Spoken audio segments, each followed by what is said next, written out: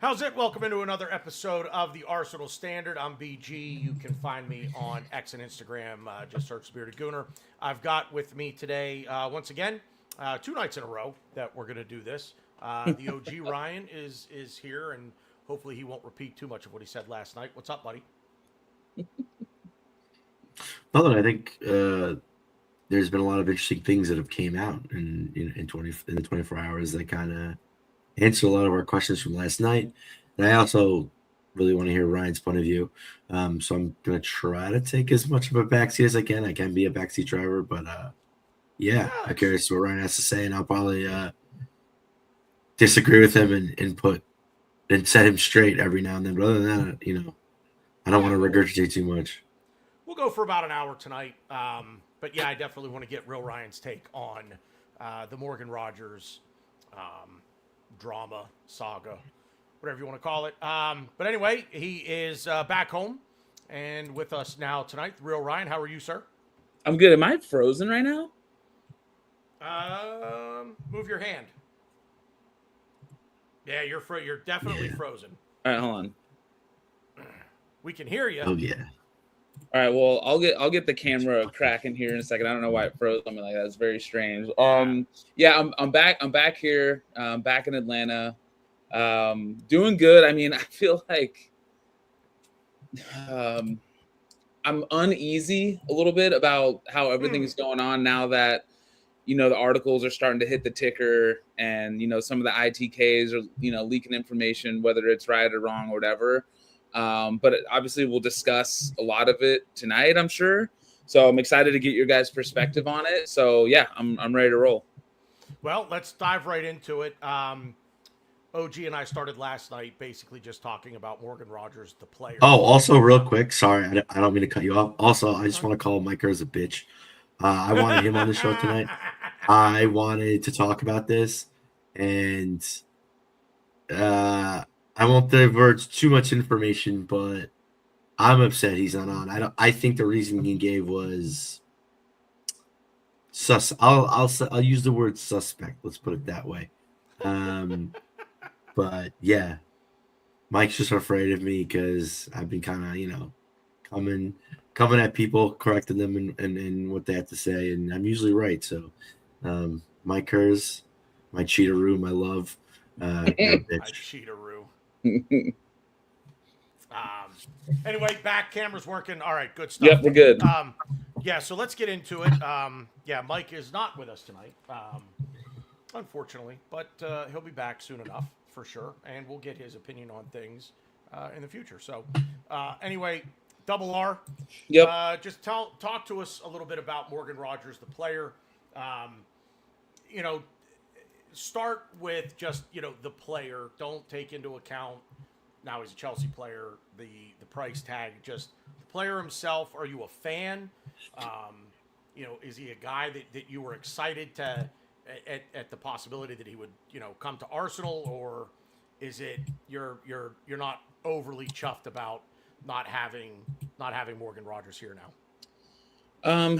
Yeah. So, the first time I remember Morgan Rogers, I think it was 2 seasons ago, and he just absolutely dominated Thomas Partey when we played Villa, and he couldn't get him off the ball. Powerful pace, he was getting stuck in. I mean, he looked just like an all-action midfielder, and I think that's the first time I was like, he's good. Like, just he's a good player, and he was 22 at the time. So I was like, wow, like Villa probably have something here. So it's one of those things I think I didn't really know at the time, during that game, and I don't watch a lot of Villa, at least 2 years ago. The first time I saw him, it's not like I was trying to watch Villa games to see him, but I was like, wow, he's good.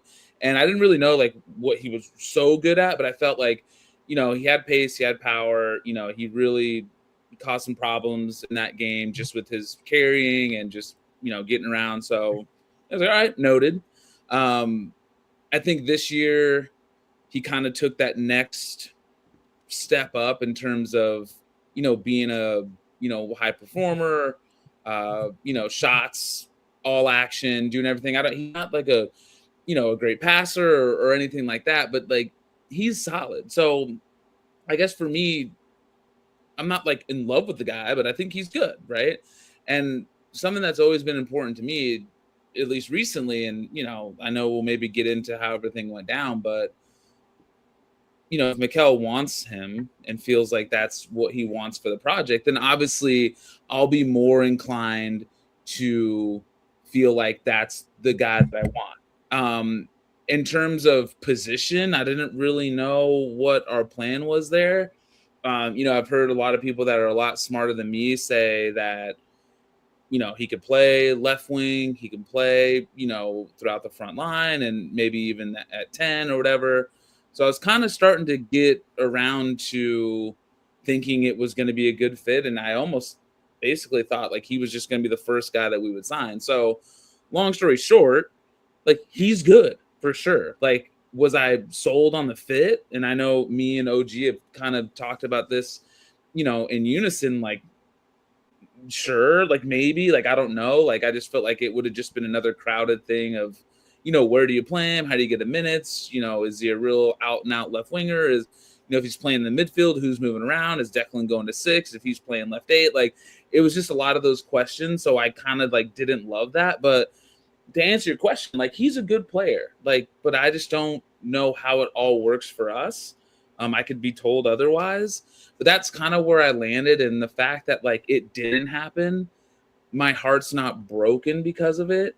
But I just feel that like, and this is something I'm sure we'll get into, if he was the number one target, then I'm worried why it didn't happen. It's kind of where, I'll leave it. So that's just how I feel. Just like, the first reaction a couple days after the news broke. So that's kind of where I've landed.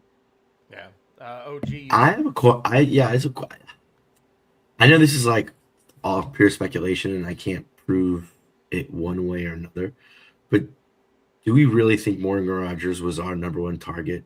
Or is he, I don't even want to see, I don't know if I want to say the best player, but like, was he maybe just like in our minds the hardest target to acquire because Villa sees us as a direct rival? We've had trouble buying from them in the past. We've had history. We tried to get Kanza earlier on. We're still apparently after him, but we've been after him. We were looking at him before we were after Morgan Rogers. I don't know. I just like, because Ryan's spot on. I agree with every word he said. It's just, to me, it's like I almost like can't believe that this is our number one target. I want to say maybe we put that out there to maybe make him feel good, but also because we knew that this was there's going to be an interesting saga in acquiring him based on just monetary value, but also the team that we're dealing with. Because I think for me, and I didn't really say this I didn't say this yesterday. I think my biggest disappointment, and I think you kind of just said it, Ryan, was that like this is supposedly our number one target, and we didn't get him. So I'm not happy about that. Like you don't even have to say Morgan Rogers. You just say, hey, if you told me, hey, we won the Premier League, but we have a number one target in our mind, we don't get it, I'd be bummed. It doesn't matter what position. It could be goalie. It could be someone for Ryan. So I don't know. I'm trying to just trying to ease my pain a little bit and thinking like maybe he wasn't on a more target, making myself feel better because Ryan said it. I don't see how he fits into our team, at least as a main contributor to keep him happy and the rest of the team happy. So I guess this is good a time to just kind of get into it. So the Athletic dropped an article today. James McNicholas had a part to play in the article itself, and it basically details the timeline and the circumstances under which this happened. And one of the interesting things to me was that this deal for Chelsea and Villa came together in roughly 48 hours. And when I read that and I'm going to read the James McNicholas part of this article to you guys here in a few, but right off the bat, the thing that jumps out to me is Chelsea got this done in 48 hours. Where are we? What is it that we do, because this is us, and this isn't a Berta thing. This is an Arsenal thing. Every year, and this goes back as long as I can remember, from almost the advent of social media and having everything at your disposal at the snap of a finger, in the blink of an eye. You know, obviously you go back 20 years ago or so, and you know, you heard it when you heard it. That was it. There was no rumor, speculation, keeping tabs on the player, making inquiries. That didn't exist. But now, and we hear so much information, but with Chelsea, there was nothing. They came in, they were like, we want the player, we're going to get it done, and that was it.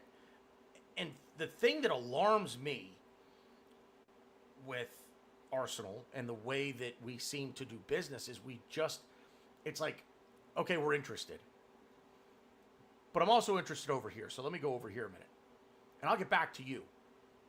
And then I'm done over here, and I go over here to point C. And I'm done at point C, and I kind of circle back to point A, but then back to point C again. And it just, this doesn't make any sense to me. If you want the player, go get him. You know, and we'll say that about Christos Solis. We wanted him. But even that, we knew that Arsenal were in on Christos Solis for a month. And then a player that's not even at the World Cup. And it took a month for that deal, and it's not even confirmed yet. I mean, we've heard that, you know, 40 million euro price tag, 34 million pounds. You know, we've heard that from David Ornstein, but then again, last Wednesday, a week ago, we're hearing club-to-club talks between Aston Villa and Arsenal. So I think for the biggest thing for me is just, I'm not so much disappointed, because look, you're not always going to get your number one target. If he was the number one target at 117 million, I'm fine with that not happening. I think you're going to be disappointed if you hear number one target and you want that guy, because there's so many things that go into acquiring that player, whomever it might be, whatever position it might be. But the biggest thing for me is just reading this article and seeing how everything came out. And to Stan's point last night, because he said, like what I just said with, yeah, you're our number one target, but we also have an interest here. And it's not like he's not hearing the Julian Alvarez rumors, the Bradley Barcola rumors, you know, all of the different players that we've been linked with. And it's like, well, what are you doing? You're dragging your feet. And the thing that I came back to with this, and then I'm going to shut up and let you guys talk. Please do. Everybody, I know, right? Cut me off if I get to jump. No, jump in and cut me off, please. You are literally slowly loading my gun. I'm ready to fire it. You're loading it. The thing that I came back to, and this kind of just hit me this evening, is a buddy of mine sent me the link to the article, and I read it, and everybody is poo-pooing Morgan Rogers now as well. He didn't want, you know, he didn't really want Arsenal and blah, blah, blah. And we, you know, and then I thought, well, Julian Alvarez, and people are poo-pooing that, saying, well, he wants Barcelona. He doesn't really want Arsenal, so we don't want him here. If you don't want Arsenal, I don't want you. That works two ways. And this is a bit of devil's advocate on my part, but if I'm a player and I'm hearing, you're my number one guy, you're my number, like, if you've seen the Michael Keaton Batman with Jack Nicholson, I'm a number one, a guy. If you keep telling me that I'm the number one guy, but then I keep seeing rumors that, well, you're interested in this guy, and you're interested in this guy, and we all play the same position, show me that I'm your number one target. And if you're not going to show me that, well, then, yeah, I'm going to go somewhere else. I'm not going to sit around and wait for you to figure out that I want to make sure I can't get a better deal on a lesser player before I come back and actually just pony up the money for my number one target. Piss off. I'll go somewhere else. I'll go where I feel like I'm wanted. And you know what? Ultimately, at the end of the day, I don't think that personal terms were, because I did hear that Chelsea gave him more than what we were offering, but I also hear that personal terms with Arsenal were not an issue. So I'll just say that that's probably a negligible difference. I'm going to go where I feel wanted, and Chelsea made him feel wanted, and that's fine. I'm glad we didn't pay the money for him, but all things being equal, I'm fine with him going to Chelsea if that's everything that came out today and they made him feel more welcome than we did, that's on us. That's not on him. That's on us. And on that note, I'll shut up and Double R jump in here because tonight's No, I'll let OG go because I don't Thank want to. you. I don't want to cut across anything he's about to unload No. on. So let him rip, and then I'll jump in after. So I want to give this what I'm about to say a little context. I think you could read this article in many different ways because I read it completely different than BG read it. I took very different things, and I feel very differently than what you read. I actually think this makes us look good, and I like the way we went about this. Really quickly now to your points. So you talk about the Solis thing. We were talking to him for months. We couldn't sanction the Solis buy until Leo left. Once Leo left, once he reported, okay, he's leaving, now we're immediately moving to Solis. That deal got done in days. We moved quickly for Solis. We were like, oh, Blue Bruges, you want 40 mil? Cool, here it is. Bump. We did to Solis what Chelsea did to Morgan Rogers.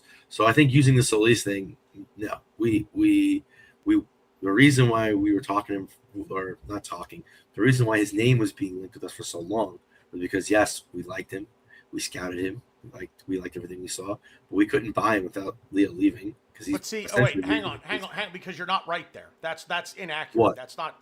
What's right. not accurate? There, we didn't have to sell Leo to buy Solis. If that's the case, if what you're saying, yeah, Ortiz reported that. Ortiz reported that we were not buying Solis unless Leo had to leave for us to buy Solis. I wouldn't. Romano reported that, and Ortiz reported. Okay. Then in that case, who's being sold to sanction the next purchase? What do you mean? You're telling me you just said that we had to sell to buy. Well, in this particular example, yes. We weren't buying Solis. There isn't a particular example. If we have to sell to buy a 40 million euro player, if we have to sell to buy 40 million euros, because we're not buying Morgan Rogers for 80 million until we sell somebody for 80 million. Do you see what I'm saying? It has nothing to do with money. If it's a it has matter nothing to do of with money. It has to do with on. positioning. I understand that, but don't say that we had to sell to buy. That's misleading. What I'm saying is it's not misleading. It's what it was reported. We were not bringing Solis in if Leo stayed. Trossard. What? We could have bought Solis without selling Trossard. We were not going to do that. It was reported. I understand we weren't going to. It's a matter of the way you're presenting the argument. It sounds it's coming across as though you're saying we had to sell to buy. We had to make room on the roster, if that's what you're saying, which I think that is what you're saying. I mean, it's the same thing. But it's not the same thing. It is. It is. No, Ryan, it's not. If you say that you have to sell to buy, that implies that you don't have the money to buy without selling first. That's not okay. You're assuming thing. What I said is correct. You took it a step further and said, I'm saying we had to sell because we had no money. No. We had to, whatever. Now you're just playing semantics of my words. Doesn't matter. The fact is, we were not buying Solis if Leo was still in our squad. He left our squad, which then enacted us to go buy Solis. The money has nothing to do with the situation. It's the fact that we wanted Solis, but we really, if you want to say you need to start on our roster, then whatever, fine, doesn't matter. It doesn't change my point. It doesn't change what I had to say. We didn't take a long time. My point is, we didn't take a long time with Solis. We wanted him. We scouted him. We liked what he is. We liked what he was. We liked what he brought to the squad. But we need to get rid of Leo to make room on the roster to get him. Once we sold him, Ornstein and Romano report, okay, cool. Leo's gone. Arsenal now in club talks with Bruges. Next thing you know, boom, 40 million, done. Easy peasy, lemon squeezy, done. Easy, very easy. Now to the Rogers thing. I can't really argue too much with this, but I will say I don't think Barcola and Alvarez are similar players. And yes, I think we need a left winger. It's interesting, but Barcola is heavily linked with Liverpool. Alvarez is heavily linked with Barca. That's his dream club. So I don't think we did anything wrong. I think you saying, "Oh, we had plates spinning in different areas," we do, but I think we didn't have many plates spinning in Morgan Rogers's position area. I mean, if you want to make the argument of Alvarez and Barkov, fine, but I don't really see them. They don't Bruno. play the same way as Morgan Rogers. So, Bruno. like, I would push back. Yeah, exactly. Him and Rogers are not even close to the same player. So, like, I don't like buy that. I mean, even if that is the case, I don't care. I don't think any player is more important in this club. So if we want to spin a bunch of plays, if we want to have 3 attacking midfielders on the phone, I don't give a fuck. You don't want to play for us? Cool. We're the Premier League champions. We lost in penalties in the Champions League. Fuck, I don't know why I said that because that made me. I think you need to look at it though more. Not more. I think you also need to look at it equally from a player's perspective and say that this is your job. You want to know. You want your future sorted. Now his future. I mean, he just no. I know 5-year deal. I'm not saying what Morgan Rogers did was wrong. I agree with everything he did. For his future, like, yeah, go for it. And that's another thing too. I read the article a little more. And Chelsea pretty much all but guaranteed him a starting spot in the squad. Well, yeah. So we couldn't do that. I would be pissed. I would be pissed if he did that. The way that I read it was he doesn't start in our 11. He doesn't, right now, in my opinion. He does not really want to play left wing. Yeah, that too. Yeah. Double R, jump in here. No, I mean, I guess fit was always an issue for me, anyways. I'm always just gonna go back to, and this is what OG talked about. Like, I don't want to be having this huge outlay for someone that is our number one target and not bringing him, regardless if I think he fits or not. I don't want to be missing on things like that. So that's probably the only reason that I'm a little bit frustrated is like, okay, Berta, like, I'm cool with the spinning plates thing. But when you got a guy that in the article, it says, he just wasn't sure because we're looking at all these other players and, wanted to make sure that he had a spot. And, Chelsea offered him the spot, offered him great wages, paid Villa the, record fee. And he said, okay, cool. I generally think if the money was even, just to Villa, he would have came to Arsenal. Like, I really do think that. But, we valued the player at a certain price.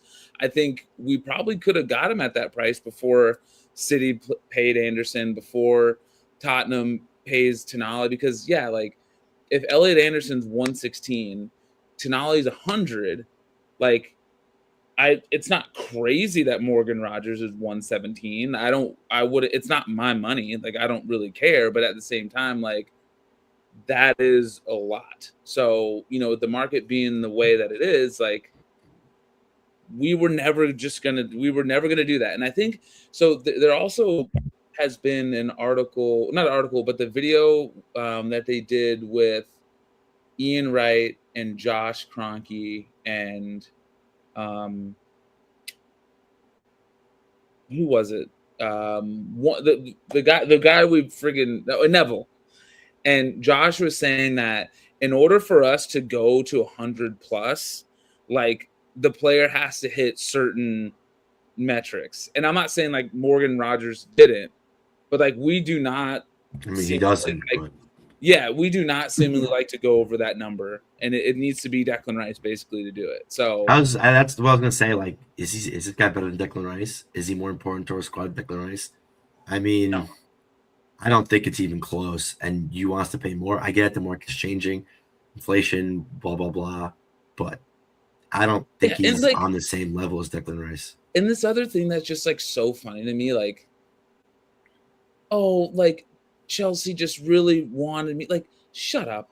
Like, they buy everybody. So don't, like, where's Jamie Gittins been? You know what I mean? Like, they buy, like, the idea that, like, you just go to Chelsea and, you'll just have a spot. Everything's good. I know Alonso, is different from maybe, their coaching tree, and it might be different. But, like, don't give me the, like, oh, I'm going to go to Chelsea and really, nail down a spot and get my minutes, whatever. Like, obviously they're going to need to play him because of his fee, but like, they buy everybody and don't play them. You know what I mean? Like, they have so many people that they've bought and that don't get on the field. So I don't want to hear this, like, they have a plan for me and everything, looks good. And, Chelsea's known for this stuff. Like, they're not. Okay. Like, don't do that. So it's just that part just like makes me laugh. Like, okay, dude, like, no, this is their model. Like, all they do is just buy. They just buy assets, and you're just one of them. And, if that's, you came away with the call with Alonso and felt good about everything, I'm not going to blame you, man. But like, and Villa didn't want to work with us anyways too. So like, it just felt like it was just going to be a hard deal. Oh, and also this wasn't in the article, but I heard that this was owner to owner type shit, that like they just talked to each other, just man to a man, and just said like, how are we going to get this done? Like, let's just not go through the intermediaries, not go through the director of football people. Let's just like, I'm going to call another owner. Like, if me and Ryan owned a team, and I'm like, bro, like, what's it going to take for me to get Rodgers off you? Like, let's just talk about it. And I wouldn't be surprised if there's not another cheeky little deal, because I heard a rumor about Jackson coming over to Villa, and then now Villa's interested in Jackson. Like, you know how they do. That thing where like, all right, well, we'll pay you the 117. Yeah, if you guys get this asset off our hands, I'm sure that's happening. It almost feels I would be stunned. It almost feels like I know you guys all play fantasy football, right? Don't you? To a level. It almost feels like when you're talking to your buddy about like, bro, like, come on, man, like, give me Jamar Chase. I'll give you, this guy. And I mean, he's not great, but he's RB2, and I'll just throw him in there. And if you can help me out, we can make it all work. Like, and it'll be good. Like, it just felt like two owners like just went at it, kind of like they were playing fantasy football. And that's kind of how it landed, honestly. Because otherwise, like, we've made the most money we've ever made. So to Ryan's point, we have money. Like, it's not even, if we wanted to pay 117, we could have paid 120 if we wanted to, right? But like, we were like, we're not doing that. And I don't think there's a better project, club, vibes, core that you would want to go to. That fucking, they were flirting with each other all camp. Like, pictures of Saka and Rodgers, hugging and hanging and like, chilling and the whole thing. So like, I felt like all that was there, and this is what we're getting into. Like, what I worry about is like, all right, if we're not definitive and we don't just get this shit done quick for whatever reason, whether it's value or making sure the player feels good or whatever, that is a problem for me. And I hope that that's not where we're going, but this one looks like, I feel like if we did it earlier and maybe not let some other if he was the number one guy, I just don't know why we didn't go in there and say, hey, like, here's 90 plus add-ons. It can get to 100, get to 105. Rodgers' terms are good. Come on, Villa, let's just rock it. But once we just waited and waited and waited, and then some other fees came in, and, Villa's like, well, we want the record now. And so it came to 117, which is so dumb, but, that's just... Also, too, really quick, before I forget, to your point, and we talk about how, like, oh, we took forever, and, like, Chelsea came in super guy. Also, in the article, Villa came back to us and said, hey, Chelsea offered us 117. Do you want him? And we said no. Well, I'll tell you so let's get this false narrative out there that, we take too long, we do this. Let me read what I believe is James McNicholas's contribution to this article. Chelsea knew Arsenal were the main competition for Morgan Rodgers, and the Premier League champions seemed to be in a great position to sign him. England teammates Bukayo Saka and Declan Rice were part of a charm offensive to convince Rodgers to join. Arsenal captain Martin Odegaard also spoke to Rodgers, as well as Mikel Arteta. But Villa and Arsenal were always some distance apart in terms of price. Arsenal had a clear valuation of Rodgers, $80 million. They were determined to stick to it despite Villa's insistence on attaining a record fee for a British player. Rodgers had other concerns, whereas Chelsea had made it clear he was their main choice. Arsenal's links with Julian Alvarez, Bradley Barcola, and Eli Jr. Krupi over several weeks sowed a seed of doubt in the players' camp, despite Arsenal's insistence he was their number one priority. Rodgers felt more love from Chelsea when they made their move. For their part, Arsenal maintained that any deal for Rodgers was always contingent on the right price point. When Chelsea made their move, Arsenal were contacted to see if they would be willing to match the £117 million offer. They declined, choosing to focus on alternative targets. So that I cannot prove that is James McNicholas's contribution.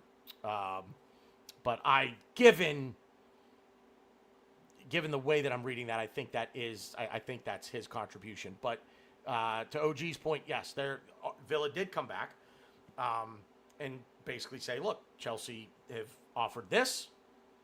What say you? And I'm not upset about it at all that we're not going to spend 117 million pounds for a player that for a player that Villa only wanted that much to make sure that they can now own the title of we've got the record sale for a British player, which is really what that boils down to. I think we're all in agreement that we don't know. We're not sure of the fit with Rodgers at Arsenal. I am not upset that we didn't get him because I think we can do better. I'm certainly not upset now that I see the price point, but I'm also not upset with him for not choosing us at potentially lower wages and a worse fit theoretically. So I'm just really not fussed at all about it. The part of it that as I said before, that really kind of sticks in my craw is the way that we seem to be going about doing business. And to Double R's point, if you want the player, go get him. And but that doesn't seem to be the case. It's well, I'm going to send you an email. And I'll send you a follow-up email, and then I'm going to send you a postcard. And then after the postcard, now I'm going to send you, as Stan said last night, I'm going to send you a Raven. There's no direct, like, there apparently were initial club-to-club talks last week. But that's a month on, 2 months on, 2.5 months on from when the interest was, I'll say, concrete that we were in for Morgan Rodgers. Other than Eza last summer, that deal came to be pretty quickly, and I also think there was a bit of a panic buy there. But we had been linked with him. There were links that Eza is. We're looking into that. That goes back to the beginning of the transfer window last summer. So while the deal came about rather quickly, and then we heard that they who shall not be named up the road, that's where he was going. It dragged out. So did the Gyökeres thing, and we all were like, even the Zubamendi deal dragged out. So I don't understand this. We're interested. We want you, but wait, we're not really convinced that we want you. This is the girl that you ask out that has been sending you notes in class telling you how much she likes you. And then you finally, you get to you're like, yep, all right, I'm in. I'm going to ask her out. And she's like, I want to see if there's a better option out there for me. So I'm more upset with Arsenal than you else. You keep loading my gun, and I hate you because I try not to shoot. I'm a pacifist, and I try to use my I don't words. understand what you just what part because so let's go down the list. Ready? All of our signings from last summer. Eze, we agree with, fine. Zubamendi, we pulled him away from Liverpool. He was all but set to go to Liverpool, and we were. I don't know. I heard that once, and then I heard it from multiple people. I heard the counter to that was it was no different than the City interest in Declan Rice, which was to basically just try to drive up the price so that we couldn't go get another target. He was never going to Liverpool. It was always Arsenal. I mean, so what do we believe? Okay, fine. So let me give an overarching. I'm just saying, what do we believe? Let me give an overarching thing.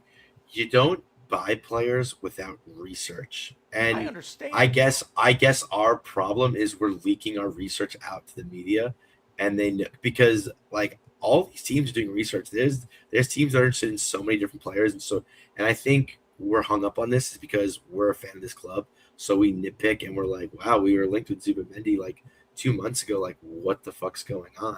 Why are we signing? But it's just we do research, we scout, we have to talk to the camp, we have to talk to the agents, we talk to the players camp, we have to talk to the agents, we have to talk to the team. There's so much that goes involved in this. It does. Theoretically, transfers don't happen in a day. It's not that simple. They happen in 2 because Morgan Rodgers, it took 48 hours. The deal was done. That's in the article. That's confirmed. It's in the article. We're also not Chelsea and City. We're a self-sustaining club.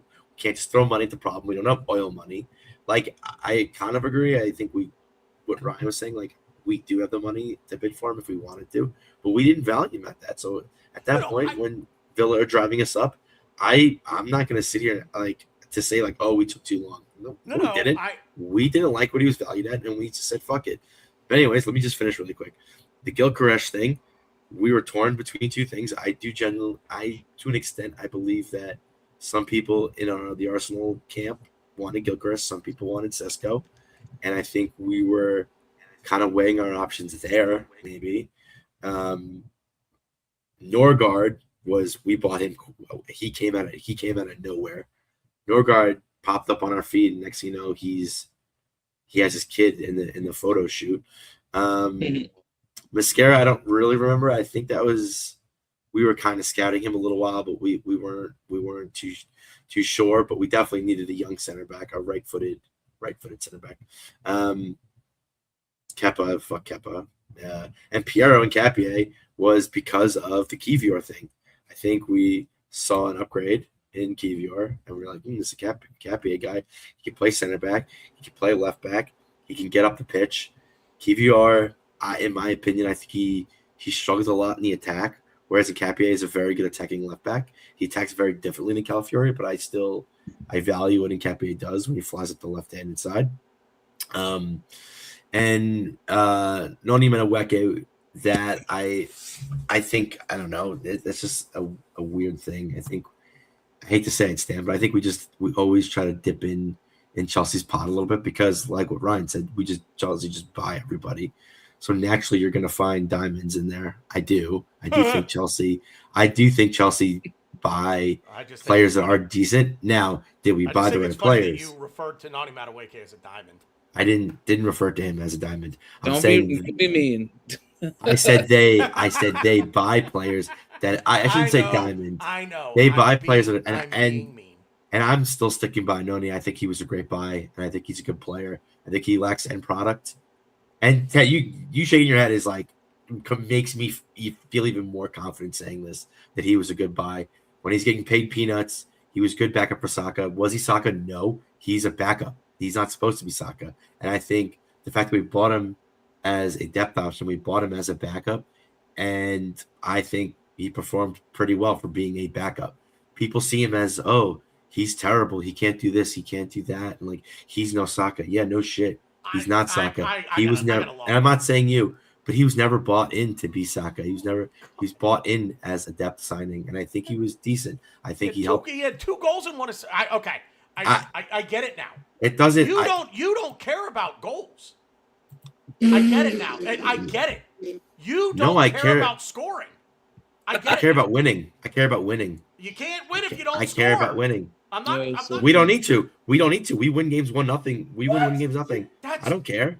Double R, jump in here, man, because hold on, Tanner. You're saying we can't be having a referendum on Noni. I can't. You're saying you don't want to win every game 1-0. You don't want to win 38 games 1-0 this upcoming Premier League season. You'd say no. I don't want to do that. I'd rather risk it and win and try to win 6-5 or 5-4. That's crazy. You don't have to worry about us conceding 4 goals in a game. We're not going to do that. Exactly. So just because he oh my god, that's crazy. That's crazy. I can't believe you just said that. That's crazy. Okay. You can't believe I said. All right, Double R, jump in because he and you and I need a show, just like an hour, just you and I, to hash this out. Because best of frenemies. Holy shit. Well, okay, so like I guess here for me it's just like, all right, like where do we go from here? Are we gonna be doing a panic buy? Do we? And remember, this is a new staff now, right? Like, yeah. I feel like they got rid of some people, and this new crew. I've heard the names. There's 3 of them. I'm not gonna remember them, but like this is their first shot at a transfer window. So like how much confidence do we have in this group?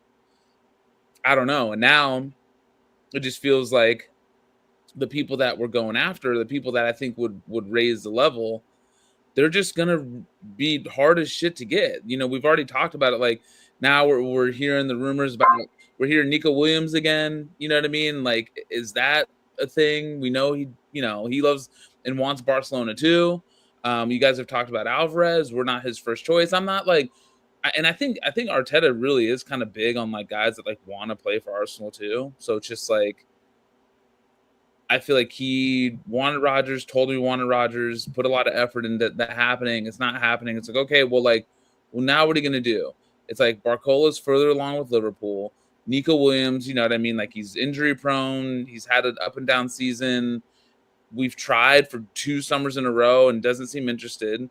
Diamande, that name got floated. Like, I'm pretty sure, felt like that was PSG. Don't know if it's happening. So it's like, okay, well, now what? Like, we've been trying to get a superstar on the left wing for a long time now. So now I'm getting annoyed that, like, it's going to be another summer that we don't have it, and it's going to piss me off. So that's kind of what I'm really worried about. Let me ask you this. Why do you think we won't get it? And I'm not being argumentative when I say that. What would prevent us from getting that superstar? Because I know what I think the answer is. I'm curious as to what you say. Well, okay, so like if we're not going to pay 117 for Rodgers, who we really wanted, or Arteta really wanted, like, are any of the players that I mentioned not going to go for in and around that price? So, like, you know what I mean? It's like, okay, well, we won't do Rodgers for 117. Like, PSG's gonna be like, all right, well, if you really want to pry Barcola from us, like, give us 120. You know what I mean? Like, I don't know the number, but it's just like, okay, well, if we feel uncomfortable at that level, like, who's gonna raise the level that's not gonna be that price? So that's kind of where I'm landing on that. Now, I'm not saying I agree with. Well, I kind of do agree with this. Tanner, don't listen to this because I know we're gonna argue about this. But if we don't buy a single attacker, we're still favorites to win the Premier League. We're still favorites to at least be in the Final Four. Why would I argue with this? Because you're so hung up on us scoring and how we're not good, we're terrible. Arteta's terrible at coaching and attack, and we're not going to get good because we don't score. But the fact of the matter is, we won the Premier League despite all that. Which I agree. I agree with you so far. So then whatever. So then who's to say we just don't bring an attacker in? I mean, we did. The Solis deal, assuming that goes through, I guess we did. But an attacker that is bought with the purpose of potentially getting into starting 11, because Solis it's been reported he's not supposed to start. He's clearly a depth option, and that's okay. He's 24, 23, 24, so he's youngish for a winger. But do I want a new shiny toy? Yeah, I think everybody does. So everyone would be upset because they don't get that new shiny toy. But like at the end of the day, when you look at the squad, and I do think we need to upgrade on left wing. But if we don't get that upgrade in attack, like, I mean, I'm definitely still favoring us to win the Premier League again. Like, it's crazy. All right, so when I asked Double R why he thinks we wouldn't get a big signing, I want to reiterate that I am not upset that we're not paying 117 million pounds for Morgan Rodgers, because I don't think he's worth that. But if Arsenal think that they're going to be able to, if that 100 million is kind of their sticking point, and I can understand if somebody says, look, I'm not paying $100 million for a player if I don't think that player is better than Declan Rice. If I don't think that player raises us to the level that Declan Rice raised us, I'm not going to pay that. I also think that that's folly, because every year the prices go up, and that's just the nature of the business of sport, right? While Morgan Rodgers he's worth what a team paid for him. Arsenal, he's not worth 117 million. But I agree with you, Double R, where I don't know that Arsenal are going to be willing to go to the level that they'll need to go to. Now, the players that we've heard being linked to this football club are all going to be more expensive than what Morgan Rodgers was at 117 million. So if Arsenal come back and say, well, we're not going to pay 120 for Bradley Barcola, which I think that's actually I think that's a pretty good number for him. They're not going to go to 170 180 for Vinny Jr. They're just not going to do that. They're just not going to pay. They're just not going to do that. I just cannot see this football club going to that level to buy a player. Whether we think he's worth it or not, they're just not going to do it. Right. If I also Real think now. Oh, sorry, go. No, I was just going to say, like, I don't even think, like, who would be the most expensive transfer in the world right now? It's probably Holland, right? That's the guy that would move for the most. I would money. say Olise, but Fair. He's in the conversation. Mbappe. I won't after argue the- Holland. Those three players would probably be the most expensive transfer fee wise in the world. All of them. I don't know. See, I don't know about Elise. Anyway, we're not debating that. They're all around or more than 200 million pounds. I mean, That's where the conversations for any one of those three players would probably start. Vinny Jr. is not that far below that threshold, and I just don't see Arsenal going there. So back to the point, I think that this business of, well, we have a valuation of the player. So if your valuation is 80 million for Morgan Rogers and you're Arsenal, what would your opening bid be for Morgan Rogers? 60? If you value ours was 80. No, that's what they valued him at. I don't know Well, that there was no, ever an we official- verbally offered Was them there an 80. offer made? Okay. It was verbally, yeah. They were verbally Well- offered him 80. So then my question is, if you value him at 80, how much are you willing to overpay? These aren't questions that can be answered. I'm simply putting these out into the ether that in a negotiation, you never come in with your best offer right off the bat, right? So if Villa come in at 130, we saw that that's not their drop dead price. They settled for 117, and I'm fairly certain that Chelsea were like, you want this to be the most expensive British player sale in history? We'll give you 1 million more.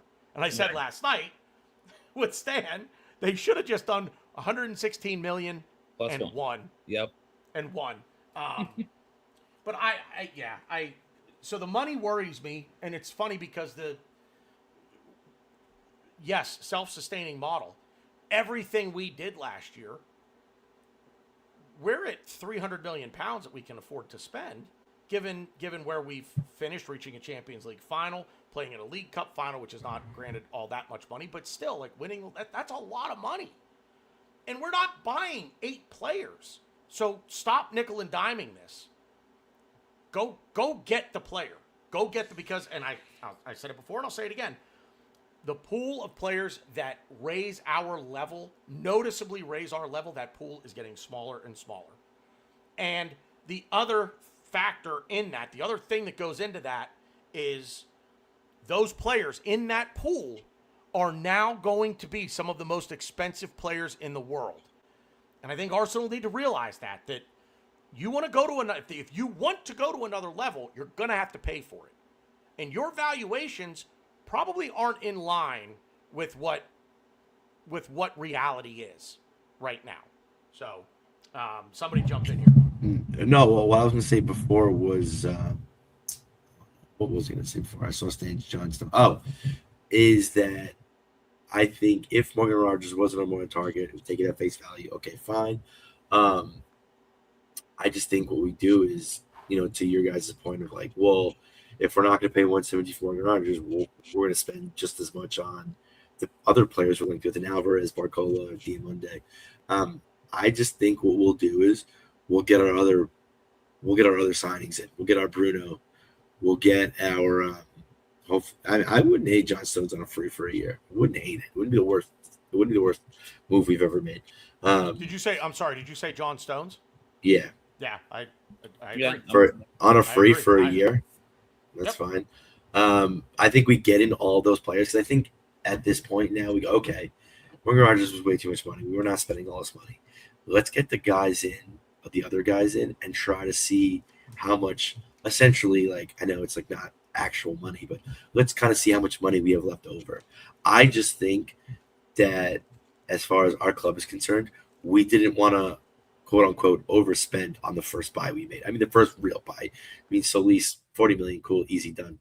But like, as far as like negotiations are concerned and like big money buys, I just don't think we wanted to overspend. So I was like, okay, cool. Go back to the drawing board. Let's get these I mean, Bruno for 80 is a lot too, but I think there's going to be a lot of pushing and pulling with who we bring in. We may overpay $5 million here, but then underpay $5 million there. So I think it's going to be interesting to see how these couple months go, or month and a week go. But I definitely think if Morgan Rogers was a number one target, that unless a true market opportunity hits us, I think we're going to wait until the very end to bring that attacker in, because I think we're going to kind of, in other words, for lack of a better term, we're going to see what's left in our piggy bank and then make, the best offer we can. Because I get it. We're made of a lot of money now. We've got a lot of money, but we're still not Chelsea. We're still not Man City, and I still think we try to. I don't. It's definitely not it's not as bad as penny pitching, but I do think we look for a good market opportunity. And again, I we try to still stand outsmart by it. this. Yeah, but I don't care. Good. I want to outsmart it. I want the opportunity because I think the squad right now are still favorites in the Champions League. Maybe not to win the whole thing, but we are one of the favorites, and I think we're favorites in Premier League. So who's to say we need to bring anybody in? And I know that's an argument that will probably be talked about for the next month until we actually make a signing. But like that's just how I feel. Like I don't care. Like look for the market term, look for the market opportunity. Don't overspend. We don't need these players. I mean, we do, but I think our biggest Achilles heel is injuries, not the upgrade on left wing, not the upgrade on Gil Koresh or Gabby Jesus, which Stan brought up last night. Not the replacement for Saliba, although that's going to be the most annoying thing to fix. But that might open the door for a Ben White.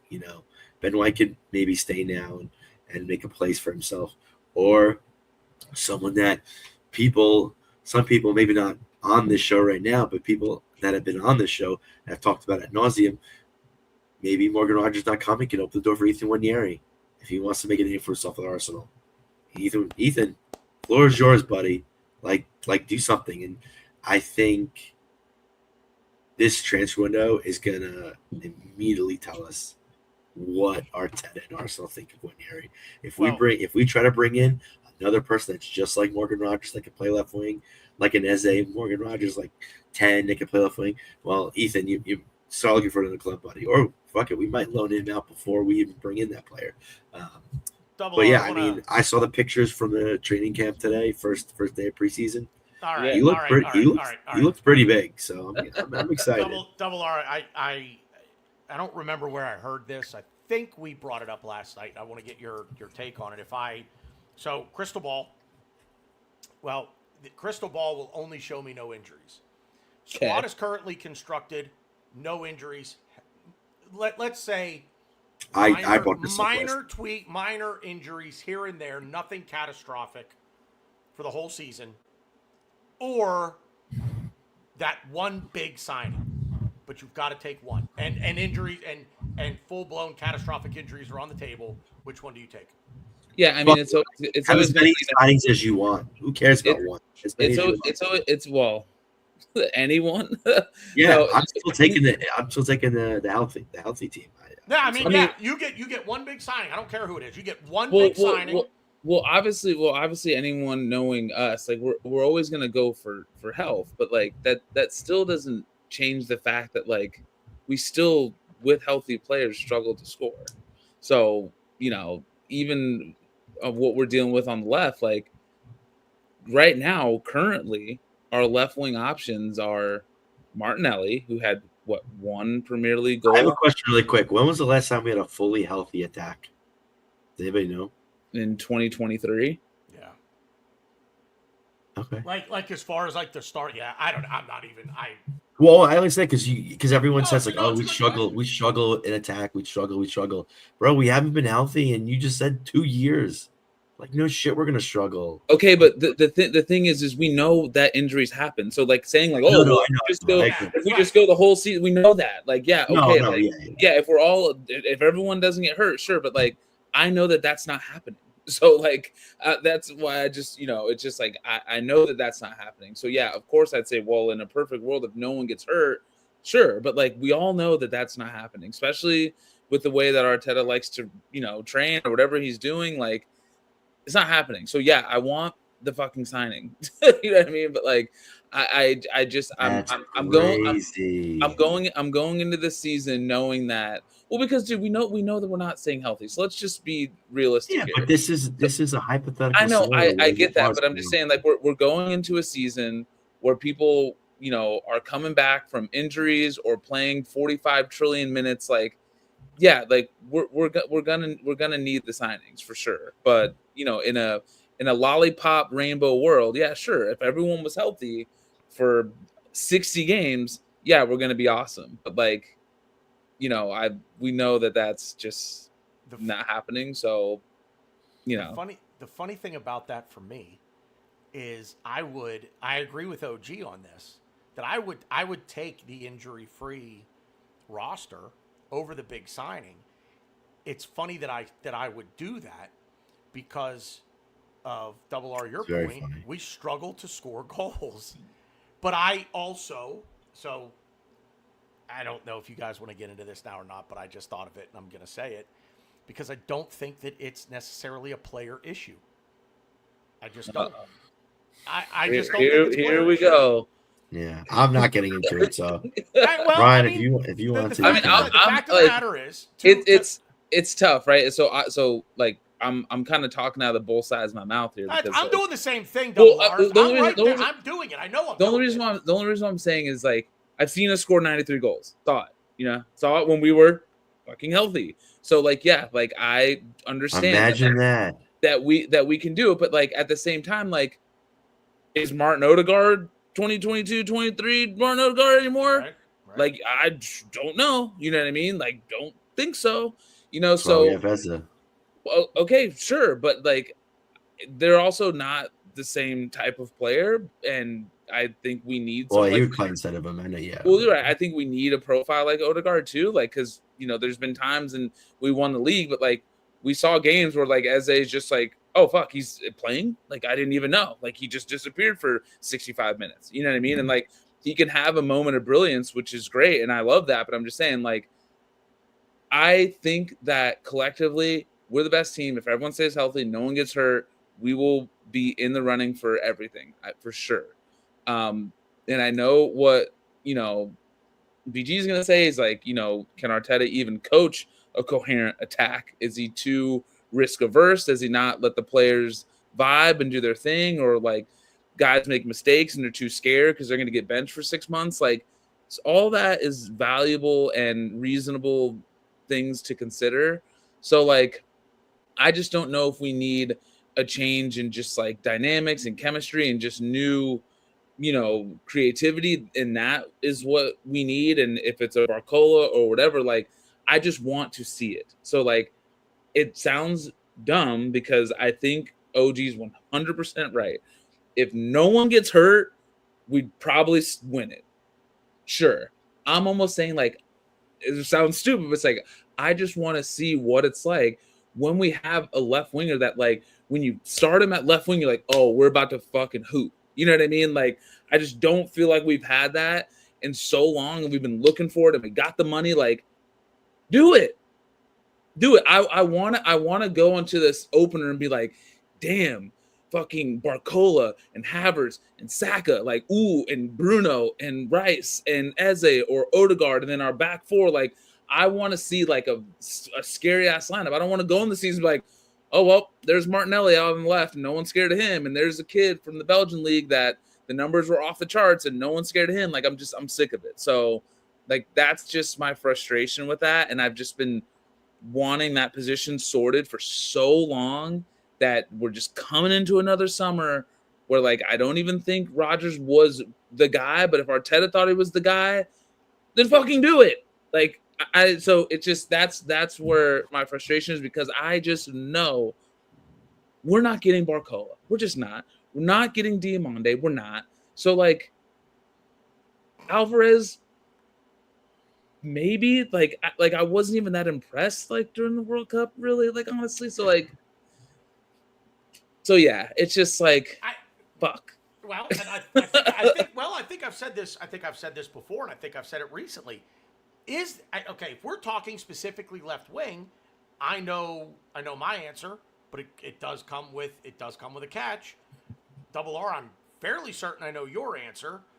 OG, forgive me, I don't know that I remember where you come down on this. What? If we're talking left wing specifically, is there a player that raises that level, that raises us to that level? That we Period. could get right now. Period. Is there a player? Period. Uh, I mean, I know my answer. I know Double R's answer. there's a few. I know Well, what OG's okay, gonna, we know the. I know what OG's gonna say, but it's just like we're not getting No. Scalia. So like, you know what I mean? Like, Oh no, it's not what. That's not. What You know I was gonna what? say. I But I sit there and I'm like anyone, and I'm not even thinking him because he's just not available. So I Yeah, guess yeah. I also I'll was put thinking Vinny. him I'll earlier. put Vinny Jr. in the conversation because there's smoke there. 1 year left on this deal. Yeah. And I'll put him and Marino famously don't get along apparently. Yeah. So Wait, I think really? they're- Yeah, they don't get along. well, yeah. at You all. didn't hear about. You don't remember when they played Benfica and they were racist and Marino stood up for his racist Mhm. player. No, I didn't see. Whoops. Oh yeah. So him and I think one of the players whispered something racist to him, and then I think he got sent off. But Marino like stuck up for him. I don't know exactly what Marino said, but Marino stuck up for him. So I'm sure that He's probably like, oh, he's not that type of guy. You don't understand. Like, yeah, I'm sure Vinny's not too happy with Mourinho, who's now his head coach. So yeah, I don't know. I think they're A player that's reasonably available. I think to Stan's point, I think he's reasonably available. Vinny I Jr. do. You mean? Yeah. Yeah. Well- So if you're saying a player, I don't. It's so funny because I think that's by far our weakest point. You know, on the team for sure. It's our weakest position for sure. But yet I don't think there's that many people that I could say confidently raises the floor. That again is I don't want to raise the floor. I want to raise gettable. the ceiling. whatever. Yeah, whatever. He's saying Yeah, he's that. I know. The I know ceiling what you meant, is yeah. the roof. Yeah, I meant to say ceiling. The ceiling. I mean, is yeah, the- Vinny Jr. is probably the only name that comes to my head right now. Because I don't know. Barkley, I don't know. I don't Yeah, know I know. what he does. I keep saying Barkley because I just like I felt like, okay, well, if PSG is going to keep all of them, like he's probably the one that feels most available that could maybe test the resolve if they were bringing in Diamande. I don't know if that's still happening, but like he's frustrating too. Like he's Does definitely Dewey- Yeah, I think he's a little definitely bit better than not Martinelli, but like, Does I don't Doué think he play on the changes right us for much. PSG? what? Does Doué play on the right? I've seen for him. PSG? I've seen him play He plays both. both. Yeah, I've seen him play both. I will don't, do I that. I don't would- recall seeing Doué and Barcola on the pitch at the same time. I don't recall seeing a For front three PSG? Dembele. I just don't recall seeing it. Yeah. I I'm don't not saying know. it They didn't. have, I'm just saying but- I don't recall. Sure, they seeing have, it. but I know what you're saying. I don't I watch don't know enough about PSG, starting but, like, 11. And I but- don't watch enough either. I just feel like Barcola is the backup to Doué. well, No, They he rotate. would be the backup to Kvaratskhelia. yeah, I feel Now like that I think Doué about the it. most when I've seen PSG play, Doué is usually on the right and Kvaratskhelia is starting, and then if Yeah. he's not, Barcola's starting. But I feel like I've noticed Doué on the right more than on the left. But he played off the left for France a little bit, like so. Yeah, he Yeah. can play there. So I mean, I don't know. I guess that the biggest thing is the biggest thing for me again, and I said this before, and I'm not trying. I'm making a statement. I'm not trying to stir the pot when I say this. I do really believe that it will be down to Mikel Arteta to figure this out. And to OG's point, and it is a valid point that no matter how much I scream about, oh, we can't score, we scored enough to win the league. I concede that point to OG. You're absolutely right. I just don't think it's sustainable, is my point. But I worry about a player coming in because the other thing that concerns me with players that we seem to be linked with, most of the players that we seem to be linked with seem to be players that we keep hearing, well, he could do, he's this, but he can also do this, and he can also do that, and he can also do this. And Arteta has a fetish for trying to get a player out of his best position into a new position because he thinks he'd be all right there. And it's like you've just weakened two positions now. And that just seems to be his thing for some. I don't really understand why. And if Mikey were here, he would say necessity is the mother of invention. Shout out to Mikey Hers. See. Oh, anyway, I got what else? Double R. What else is on your mind? You got anything else you wanna bring up? You wanna talk about? No, I mean, it's cool. It was cool today to see, some guys that came back to training, which is like so Dude, fun. I forgot Vieira was on our team. I know. I was like, I wow. know. Reese Nelson. God, I'm like, I oh was my just gonna God, say, man. good friend of the program, Reese Nelson. Oh, I love Reese. I don't forget about him. I still think he can make it here, man. I do. Yo, maybe he's our answer. Cool. You mentioned Ethan, and he just looks like a grown man now. Looks like he's been. Dude, he looks so different. Yeah, it looks like he's been through some shit, man. And then it was good seeing Dowman. You know what I mean? So like, I think OG touched on this for a second. It's like we kind of got it at home too. Like we have guys. Like I think Nwaneri can play. You know what I mean? Like we have guys that can play there. I know, like we want the shiny toy, but like. I do want Ethan to have a chance. I think he is a special talent. I mean, I know he's not a left winger, but like, I just don't want all these guys coming in and eating up minutes. And I guess too, like maybe you guys feel the same way. Like I'm very focused on this core right now. And I'm only saying like the Saka, Rice, Saliba, like nucleus. So like, I'm not really thinking about anyone past like these next 3 or 4 years. So I'm just being very selfish of like, I just want the ready-made guy right now, plug him in, play left wing, and let's go back to back, right? And let's get back to the Champions League final. Like, so that's why I'm just nervous when guys that we want come off the table. It just worries me a little bit. So I mean, I think we'll get it figured out. I hope, but it's just like, what do we got, a month until like preseason starts? Like I'm not sure. So 2 weeks. And I think what complicates any deal, or just for us, it's particular for Arsenal, complicates this transfer window in our season is like the World Cup. Yeah, and that's something we didn't really talk about. You talk about like, oh, this Morgan Rogers thing got done in 2 days and we took forever. Well, he was at the World Cup, so like a lot of players don't get business done during the World Cup. So I think that's that. But my point being, we might not have Odegaard. We're not going to have Rice. We're not going to have Saka. We're definitely not having Saliba. So like it's going to be interesting to see what we do because we need to. Don't go too far down this road. I don't know. My point is because I want to do a show. We're going to do a show. Yeah. About what you're talking about right now. My point is like you need to make a balance of like, okay, like these guys are not here. We need to bring players in, but you don't want to overspend. You do have, and I'm not saying these guys are definitely playing, but you do have Reese Nelson. You do have Fabio Vieira. You do have Ethan Nwaneri. But do you want them to play meaningful minutes in the Premier League? Because we are not going to have a handful of players at minimum to start the season. So it's tricky. So, maybe Morgan Rogers was a number one priority because Arteta thought, well, we're not going to have Saka. We're not going to have Odegaard. Morgan Rogers can kind of play left, right, center, maybe he could put it in shift it, play a left 8. We're not going to have Declan Rice. Why not? So yeah, so I get that. I'm starting to like kind of convince myself on why Morgan Rogers was our number one target. But yeah, I think the World Cup really fucked us in the fact that not only do we have a lot of long-term injuries like your Timbers, your Ben Whites, like you could even add Saka and Rice because they were kind of hurt before they went to World Cup, Saliba, and then you just compound that with like, okay, a bunch of our players that are healthy are going to, and some that aren't healthy are going to World Cup, and we still have to make moves, and now our moves are even under a heavier microscope because we are the champions of the Premier League, because we are so close to making a name for ourselves and also winning the Champions League, being so close.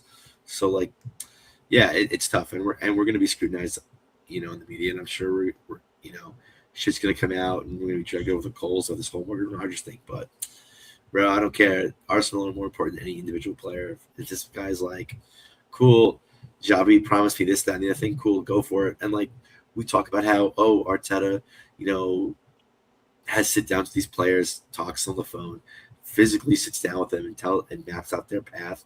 Like that's awesome, but like you don't think he's the one that does it. And like, yeah, I think Arteta is one of the first people to like come out and have that reported.